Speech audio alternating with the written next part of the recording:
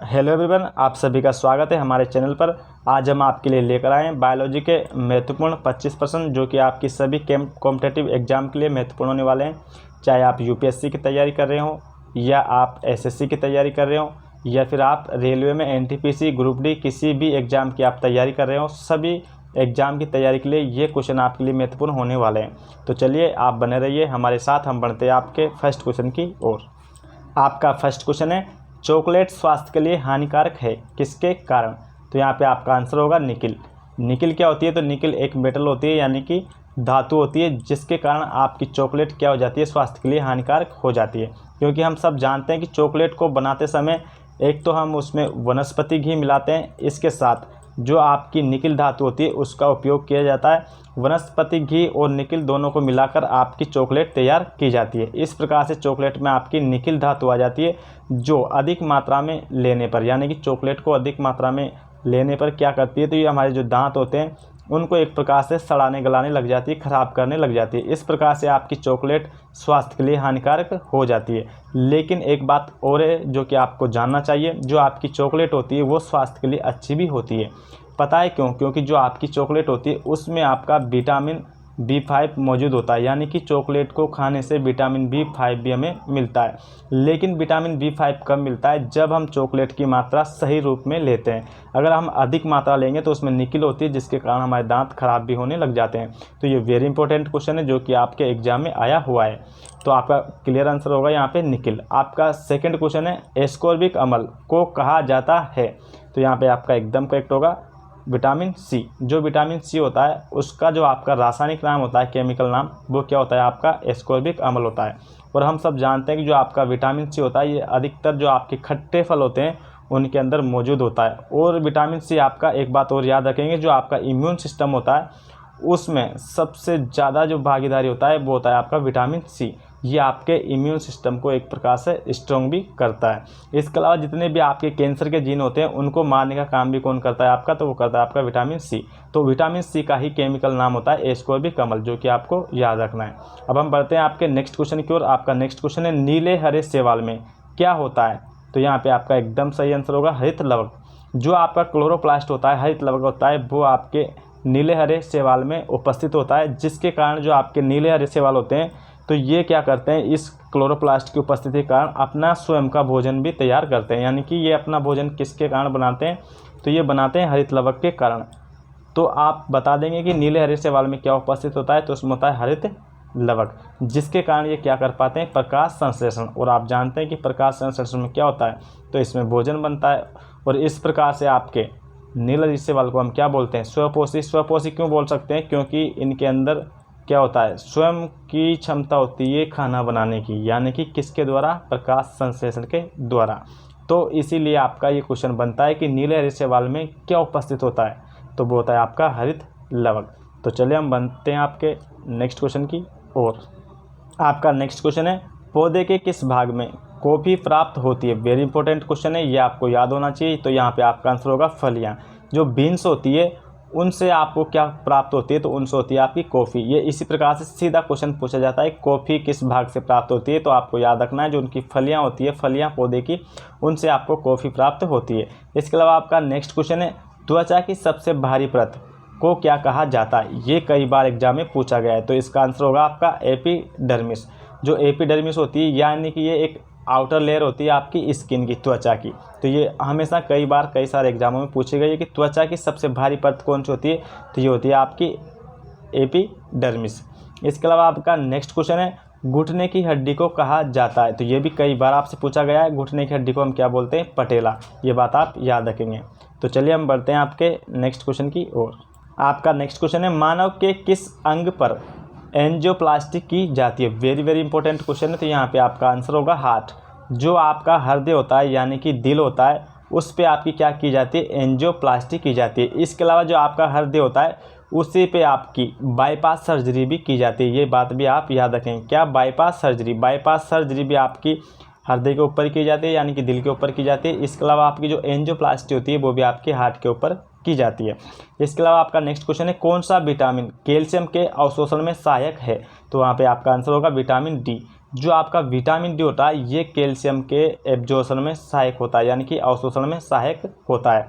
तो आप जानते हैं कि जो विटामिन डी होता है वो किसके लिए अच्छा होता है, हमारी हड्डियों के लिए। जो हमारी हड्डियों को मजबूत रखता है वो कौन रखता है, आपका विटामिन डी।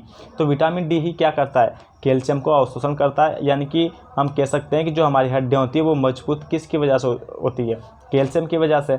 तो आप याद रखेंगे विटामिन डी कैल्शियम के अवशोषण में सहायक होता है। और आप ये भी याद रखेंगे कि ये विटामिन डी जो होता है सूर्य की उपस्थिति में बहुत अधिक मात्रा में हमारी बॉडी में बनता है, ये बात भी आपको याद रखनी है। इसके अलावा विटामिन डी की कमी के कारण कई सारे रोग हो जाते हैं, क्योंकि ये हमारी हड्डियों के लिए मजबूत होता है। तो यह इसकी कमी के कारण हमारी हड्डियाँ क्या हो जाती है, कमज़ोर भी हो जाती है।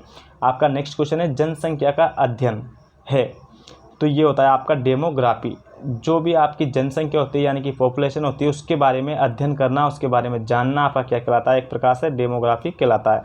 तो चलिए हम बढ़ते हैं आपके नेक्स्ट क्वेश्चन की ओर। आपका नेक्स्ट क्वेश्चन है त्वचा का अध्ययन, वेरी वेरी इंपॉर्टेंट क्वेश्चन है। तो ये कहलाता है आपका डर्मेटोलॉजी। तो त्वचा का अध्ययन क्या होता है आपका, ये होता है आपका डर्मेटोलॉजी। क्योंकि जो आपका लॉजी टर्म होता है इसका मतलब होता है आपका टू स्टडी, यानी कि अध्ययन करना। क्या होता है, अध्ययन करना। और जो डर्म जो आप आगे का शब्द देख रहे हैं इसका मतलब होता है स्किन, यानी कि त्वचा। तो इस प्रकार से आपका त्वचा का अध्ययन क्या होता है, डर्मेटोलॉजी होता है। इसके अलावा आपका नेक्स्ट क्वेश्चन है कीड़ों पर अध्ययन।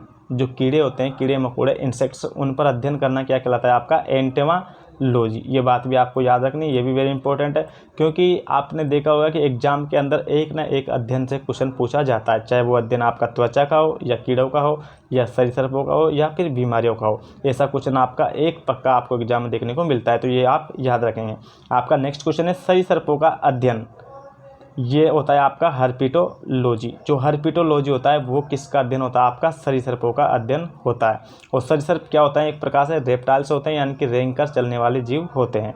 इसके अलावा आपका नेक्स्ट क्वेश्चन है बीमारियों का अध्ययन, तो ये कहलाता है आपका पैथोलॉजी। ये वेरी इंपॉर्टेंट क्वेश्चन है, कई बार पूछा गया आपसे एग्जाम में, बीमारियों का अध्ययन क्या कहलाता है, तो ये आप याद रखेंगे, ये कहलाता है आपका पैथोलॉजी। तो चलिए हम बढ़ते हैं आपके नेक्स्ट क्वेश्चन की ओर।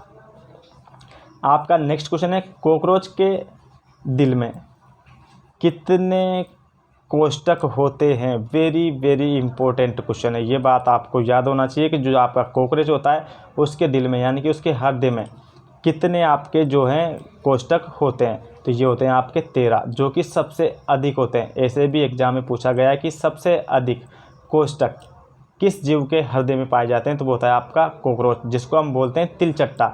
इसको आपको ये भी याद रखना है कि ये किस नाम से भी आ सकता है, आपका तिलचट्टा नाम से भी आ सकता है। कि जो तिलचट्टा होता है उसके दिल में कितने कोष्ठक होते हैं, कोष्ठक को हम बोलते हैं कच्छक। तो सबसे ज़्यादा कच्छक या फिर कोष्ठक किसके हृदय में होते हैं, तो वो होते हैं आपके कॉकरोच के में, यानी कि तिलचट्टा का। वेरी वेरी इंपॉर्टेंट क्वेश्चन है, आपको याद होना चाहिए। इसके अलावा आपका नेक्स्ट क्वेश्चन है मादा प्रजनन कोशिका का नाम यहाँ पे आपको बताना है। तो क्या होता है वो डिम्ब, यानी कि ओवा। जो मादा होती है यानी कि फीमेल होती है उनकी प्रजनन कोशिका का नाम क्या होता है, तो उनका नाम होता है डिम्ब। अगर आपसे पूछ लिया जाए पुरुष की कोशिका का नाम क्या होता है, तो पुरुष की का होता है स्पर्म। ये दोनों आपको पता होना चाहिए। पुरुष की कोशिका कौन सी होती है, प्रजनन कोशिका, तो पुरुष की प्रजनन कोशिका होती है स्पर्म, जबकि मादा की प्रजनन कोशिका कौन सी होती है, डिम्ब होती है, यानी कि ओवा होती है। इसके अलावा आपका नेक्स्ट क्वेश्चन है एकोकार्डियोग्राफ में किसका इस्तेमाल होता है, तो जो आपका एकोकार्डियोग्राफ होता है उसमें अल्ट्रासाउंड का क्या होता है, आपका यूज होता है। अल्ट्रासाउंड का क्या होता है, यूज। ये बात भी आपको याद रखनी है। तो चलिए हम बढ़ते हैं आपके नेक्स्ट क्वेश्चन की ओर। यहाँ पे आपका नेक्स्ट क्वेश्चन है पोलियो दिवस मनाया जाता है, वेरी वेरी इंपॉर्टेंट है, ये आपको याद होना चाहिए। तो पोलियो दिवस कब मनाया जाता है, तो ये मनाया जाता है आपका 24 अक्टूबर को। आप ये याद रखेंगे, पोलियो दिवस कब मनाया जाता है, 24 अक्टूबर को। इसके अलावा आपका नेक्स्ट क्वेश्चन है विश्व का सबसे विषैला सांप है, ये भी आपका एग्जाम में पूछा हुआ है कि विश्व का सबसे विषैला जो सांप होता है स्नेक वो कौन सा होता है, तो उसका नाम है किंग कोबरा। ये बात आपको याद रखनी कि जो किंग कोबरा सांप होता है विश्व का सबसे विषैला सांप होता है। इसके अलावा आपका नेक्स्ट क्वेश्चन है केले का खाने योग्य हिस्सा है, तो जो केला होता है उसका खाने योग्य हिस्सा कौन सा होता है, तो वो होती है फलविति। यानी कि जो आपका उसका छिलका होता है उसको हटाने के बाद जो हम खाते हैं उसे बोलते हैं हम फलविति। तो केले का खाने योग्य हिस्सा होता है फलविति। ये सभी इंपॉर्टेंट क्वेश्चन है, ये आपको याद होने चाहिए। तो चलिए हम बढ़ते हैं आपके नेक्स्ट क्वेश्चन की ओर। आपका नेक्स्ट क्वेश्चन है सूर्य के प्रकाश के बिना पानी में उगने वाले पौधे क्या कहलाते हैं, वेरी वेरी इंपॉर्टेंट क्वेश्चन है, ये आपको याद होना चाहिए। तो सूर्य के प्रकाश के बिना पानी में उगने वाले पौधे क्या कहलाते हैं? तो वो कहलाते हैं आपके कवक यानी कि फंजाई।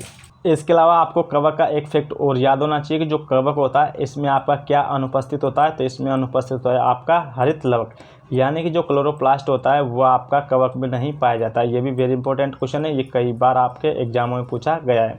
इसके अलावा आपका नेक्स्ट क्वेश्चन है 21 नंबर का, एड्स का विषाणु शरीर का क्या नष्ट करता है? तो जो आपका एड्स होता है उसका जो वायरस होता है जिसको हम बोलते हैं रिट्रो वायरस, कौन सा वायरस होता है? वो रिट्रो वायरस। तो ये क्या करता है, आपकी जो WBC होती है जिसको हम वाइट ब्लड सेल्स बोलते हैं यानी कि श्वेत रुधिर कोशिका, उनको ये क्या करता है? तो नष्ट करता है। यानी कि जब हमें एड्स होता है तो जो उसका वायरस होता है वो सबसे ज़्यादा हमारे कौन सी चीज़ों को खाता है, कौन सी सेल्स को खाता है? तो वो खाता है WBC को। ये एक कोशिका होती है जो हमारे खून में पाई जाती है। इसकी मात्रा कम हो जाती है कब? एड्स होने पर। और इसके अलावा आपको एड्स का पूछा जाता है कि जो एड्स की फुल फॉर्म होती है वो क्या होती है? तो ये आपको नोट करनी है। एड्स की फुल फॉर्म होती है एक्वायर्ड एमिनो डेफिशिएंसी सिंड्रोम। क्या होती है? Acquired amino deficiency syndrome. तो चलिए हम बढ़ते हैं आपके नेक्स्ट क्वेश्चन की ओर। आपका नेक्स्ट क्वेश्चन है टाइफाइड दिवस कब मनाया जाता है? तो ये भी वेरी इंपॉर्टेंट क्वेश्चन है आपका, टाइफाइड दिवस कब मनाया जाता है ये आपको पता होना चाहिए। तो यहाँ पे आंसर होगा आपका 22 मार्च। 22 मार्च को आपका टाइफाइड दिवस मनाया जाता है। वेरी वेरी इंपॉर्टेंट क्वेश्चन है, ये आपको याद होना चाहिए। इसके अलावा आपका नेक्स्ट क्वेश्चन है कौन सी शर्करा को रक्त शर्करा भी कहा जाता है? वेरी वेरी इंपॉर्टेंट क्वेश्चन, यानी कि ये कई बार जो आपकी ब्लड शर्करा होती है वो पूछी गई है आपसे। तो ये होती है आपकी ग्लूकोज। ग्लूकोज को हम कौन सी शर्करा बोलते हैं? तो इसको बोलते हैं हम रक्त, जो हमारा ब्लड होता है उसकी शर्करा बोलते हैं किसको? ग्लूकोज को। और ग्लूकोज कैसी एनर्जी देता है? तो ये तुरंत एनर्जी देने वाला मॉलिक्यूल होता है। और ये आपका सबसे छोटा जो बहुलक होता है, एकलक बोल सकते हैं, तो वह होता है आपका ग्लूकोज। इसलिए ये आसानी से पच के तुरंत हमें क्या दे देता है? एनर्जी दे देता है। इसके अलावा आपका नेक्स्ट क्वेश्चन है कौन सा विटामिन अधिक ऊष्मा पर खत्म हो जाता है? इसका कहने का मतलब है कि कौन सा विटामिन है जिसको अगर हम धूप में रख दें या तो इसको ज़्यादा हीट मिलेगी तो इस जो है एक प्रकार से ये इसके अंदर जो पाया जाता होगा विटामिन वो एक प्रकार से नष्ट हो जाएगा। तो वो होता है आपका विटामिन सी। जैसे कि एग्जाम्पल ले लेता हूँ मैं, संतरा होते हैं आपके, ये एक प्रकार से खट्टा फल है। मैंने बताया था कि जो खट्टे फल होते हैं अधिकतर उनमें कौन सा विटामिन पाया जाता है? तो इनमें पाया जाता है विटामिन सी। तो अगर आप संतरे को काफ़ी टाइम तक धूप में रख देते हो 2 से 3 घंटा, तो इसकी क्या नष्ट हो जाएगी? तो इसकी विटामिन नष्ट हो जाएगी, कौन सी? Vitamin C. तो विटामिन सी को एक प्रकार से हीट सेंसिटिव विटामिन भी कहते हैं, यानी कि ये अगर अधिक ऊष्मा इसको मिल जाती है तो कहीं ना कहीं आपकी विटामिन सी जो है नष्ट हो जाती है। तो आपका ये वेरी इंपॉर्टेंट क्वेश्चन है, ये भी आपका बनता है कि कौन सा विटामिन अधिक ऊष्मा पर ख़त्म हो जाता है? तो वो आपको याद रखना है, वो कौन सा होता है? Vitamin C. और मैंने कहा कि ये आपके इम्यून सिस्टम के लिए बहुत ही अच्छा होता है। तो चलिए हम बढ़ते हैं आपके नेक्स्ट क्वेश्चन की ओर। आपका नेक्स्ट क्वेश्चन है खून की कमी किसके कारण होती है? तो यहाँ पे आपका आंसर होगा आयरन। आयरन जो होता है आपका उसके कारण आपकी क्या हो जाती है? कहीं ना कहीं खून की कमी हो जाती है, क्योंकि जो हमारा ब्लड होता है उस ब्लड में आपका क्या पाया जाता है? तो उस ब्लड में पाई जाती है आपकी HB यानी कि हीमोग्लोबिन, और इसी हीमोग्लोबिन के अंदर होता है आपका आयरन। तो ये आयरन की जब कमी हो जाती है तो उसे ही हम क्या नाम देते हैं? एक प्रकार से ब्लड की कमी, यानी कि ब्लड की कमी होना है किसके कारण है? आयरन के कारण। तो ये आपको याद रखना है कि खून की कमी किसके कारण होती है? तो वो होती है आपके आयरन के कारण। आपका नेक्स्ट क्वेश्चन है 26 नंबर का, हीमोफीलिया कैसा रोग है? वेरी वेरी इंपॉर्टेंट क्वेश्चन है, ये आपको याद होना चाहिए। तो ये होता है आपका एक जेनेटिक्स रोग यानी कि अनुवांशिक रोग। अब अनुवांशिक रोग क्या होते हैं? तो अनुवांशिक रोग वे रोग होते हैं जो हमें पिछली पीढ़ी से मिले हो, यानी कि हमारे दादा परदादा से जो हमें हो गई ऐसी बीमारी क्या कहलाती है आपकी? तो ये कहलाती है आपकी अनुवांशिक बीमारी। तो हीमोफीलिया कैसी बीमारी होती है? ये होती है आपकी अनुवांशिक बीमारी। और एक बात और याद रखने की, जो आपकी हीमोफीलिया बीमारी होती है इसमें क्या होता है? जब भी आपको अगर कहीं चोट लग जाए तो उस चोट लगने से जो आपका खून बहता है वो खून का बहना लगातार बहता ही रहता है, एक प्रकार से बंद नहीं होता। यानी कि वह यही बीमारी है जिसमें आपका ब्लड का क्लॉट नहीं जमता, यानी कि जो रक्त का थक्का होता है वो हीमोफीलिया नामक बीमारी में ही नहीं जमता। तो ये बात भी आपको याद रखनी है। और ये हीमोफीलिया किस प्रकार की बीमारी होती है? तो ये होती है आपकी अनुवांशिक बीमारी।